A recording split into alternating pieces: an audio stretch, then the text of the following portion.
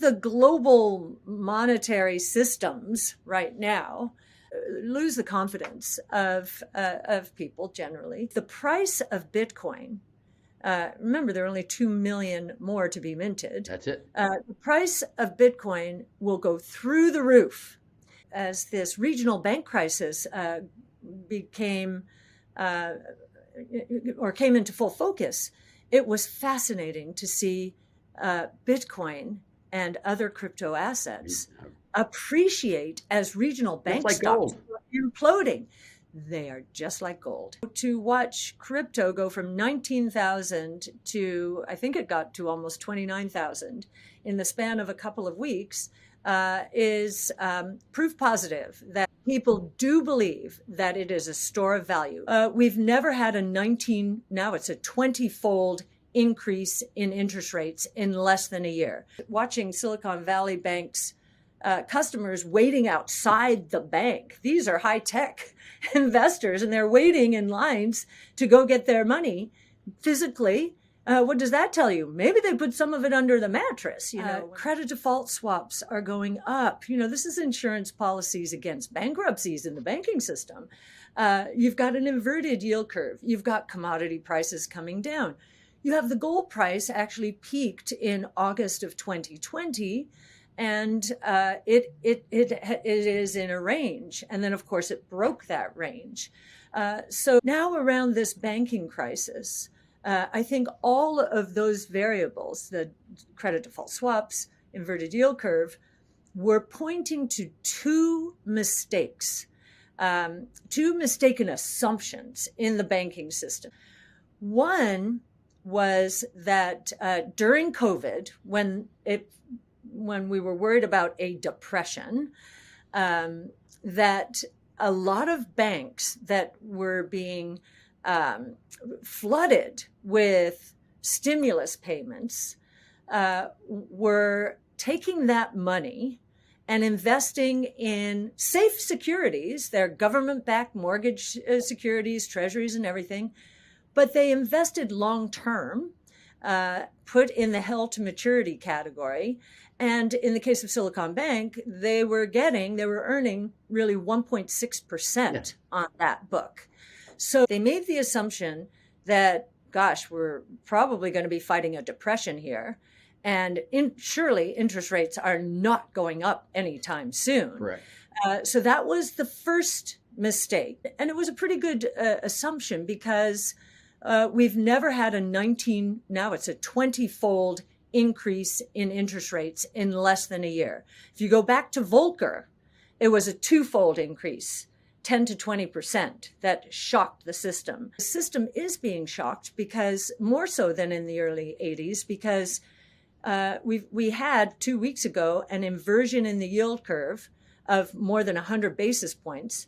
So more than 100 basis points on 4% is a lot different than more than 100 basis points on a 15% interest rate. The second big mistake that Silicon Valley and these other banks made is that deposits would not go down.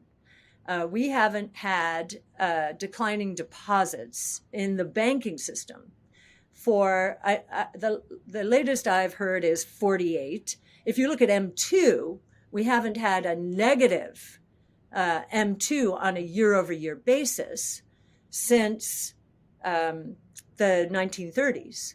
So part of that, 85% of that, is deposits are leaving and going to money market funds.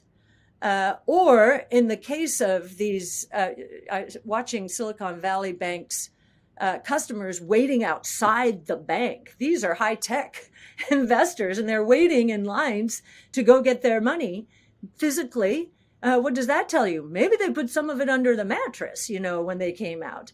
So deposits are leaving the system, interest rates up 20-fold in 1 year. This is a major, major shock. And it doesn't seem to me that the Fed is acknowledging that the banking system is under duress here. Last year was the worst year for the bond market since the 1780s. So we have never had a bear market in bonds like that. Now, that is turning around. And we've seen the long-term treasury go from 4.3 last October to 3.6 roughly. And the way I look at it, a bond investor is trying to protect himself or herself from inflation. Now, Janet Yellen has come out and said, hey, we're not guaranteeing everything out there. When people are afraid, they tend to recoil. They don't go out. They're not as free spending. The rate at which money turns over comes down. We saw it crash during COVID, right? And what's interesting, we're watching velocity very carefully. And if you look quarter to quarter, it is starting to tip down again. It had a little bit of an uptick, and now it's starting to tip down again, which would be consistent. Money times velocity equals price times quantity. So money times velocity equals nominal GDP, right? Yeah. And you've got money negative, M2 negative. It looks like for March, it'll be minus 3% on a year-over-year basis. So money is down. In order for PQ to remain up, I think it is about 5.5% for the first quarter. That V will have to increase, not decrease. Are we looking at a hard landing? And what's so puzzling about this demand destruction view of the world in terms of getting inflation down is if you look at the 80s, 90s, even into the early part of the 2000s, we had the Phillips curve didn't work. If you look at and I lived through this as a young economist, then analyst, then portfolio manager. I was watching the debate, the Phillips curve debate, the demand destruction view of the world versus the supply side view of the world. Supply side won. We had inflation and interest rates coming down consistently. Sure, you had your cyclical movements, but trend-wise, inflation and interest rates coming down as growth was pretty strong through the moon. And I'm puzzled why Phillips curve even exists in people's minds. And there's another problem. We're dealing with economic statistics that the Fed is relying on that were born in the industrial age. We're in the digital age. My guess is, the innovation platforms around which we have centered our research and investing are going to create a big productivity boom. Their innovation solves problems. And productivity gains are potent anti-inflationary forces. But what I would like to now pivot to is crypto. As this regional bank crisis came into full focus, it was fascinating to see Bitcoin and other crypto assets appreciate as regional bank stocks were imploding. They are just like gold, right?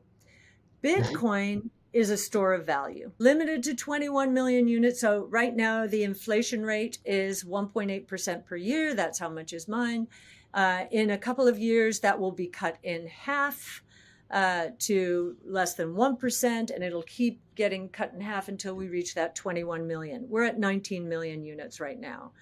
And so to watch crypto go from 19,000 to, I think it got to almost 29,000 in the span of a couple of weeks is proof positive that people do believe that it is a store of value, that the developers, the coders, the programmers who have built in this mathematical metering are not going to change it. So it's a store, its role, it's playing one role of money. It's a store of value. There are others trying to leverage on top of the Bitcoin network and make it less expensive to use and faster. So we'll see what happens there. But that's a store of value. If the global monetary systems right now lose the confidence of people generally. There will be a shift to more crypto from a store of value point of view, certainly. So what will happen then is the price of Bitcoin. Remember, there are only 2 million more to be minted. That's it. The price of Bitcoin will go through the roof. Now, I don't know if you saw the president's annual economic report. It came out a couple of days ago. Digital assets altogether, no, they saw no role for it. Well, it has to be somewhat threatening. That part of the report was directed by President Biden 1 year ago. He asked all the various agencies which may have a point of view or may be impacted by crypto to, send in their reports. And that's what they came out with. And they just panned the whole thing. Yeah, I saw that. I haven't heard that. But I haven't read it. I honestly, I think, and we're seeing young people especially, this is going to become a national election issue. This next year will become, what they're doing. The SEC issued Coinbase a Wells notice.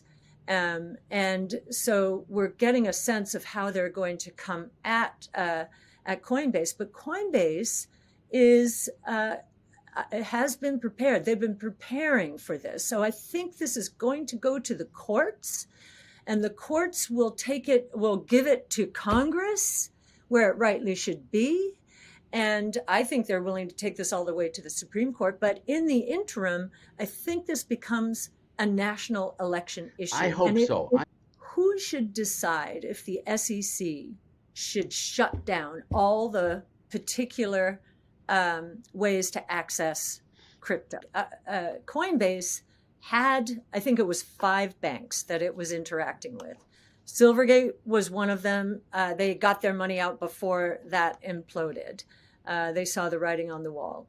Let's see, Signature was another one. And again, the government went in. You know that story. The government went in, and even Barney Frank, he was on the board. He was on the board, and he is saying that the government did this because of crypto. I think crypto, the last we knew, crypto accounted for 18% of its crypto-related companies. Their fiat operations accounted for 18%. And yet the run started, and the government's antagonism to crypto, digital assets, was part of the reason. So, and by the way, you talk about transparency in the banking system. It was transparent to see a year ago, which is why credit default swaps started moving up, the insurance policies against bankruptcy that held to maturity securities at banks like Silicon Bank were yielding 1.6%, and the deposits were starting to move down, not because there was capital flight. It was because of a venture capital funding drought. The companies banking with Silicon Valley Bank had to run down their deposits because they weren't having any liquidity events. Funding had dried up.